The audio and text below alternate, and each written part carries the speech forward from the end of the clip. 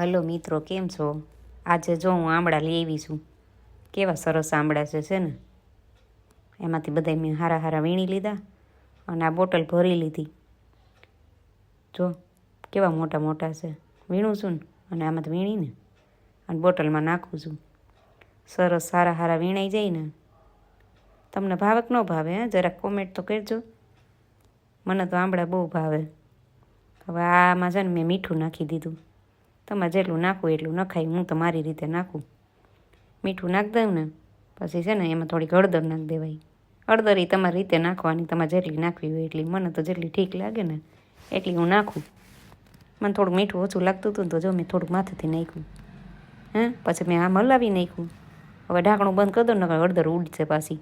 આમાં 2-3 વખત હલાવ્યું ને તો હળદર ને મીઠું છે ને મિક્સ થઈ ગયું બે. આ રીતે મિક્સ થઈ જાય ને એટલે ઓલું મીઠાનું પાણી થાય ને તો આમળા એમાં એક દિવસ પલળી જાય ને એટલે એમાં મીઠું ચડી જાય.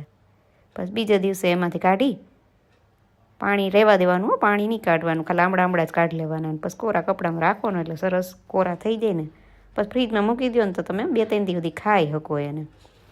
અને આમ જો આજ કેટલા બધા વાસણ હતા તે વાસણી કરી નાખ્યા. નવરી થઈ ગઈ તો મેં કીધું હાલો હવે આ વિડીયો પોસ્ટ કરી દો. બનાવ્યો છે ને તો ગમ્યો હોય તો લાઈક કરજો. સારું.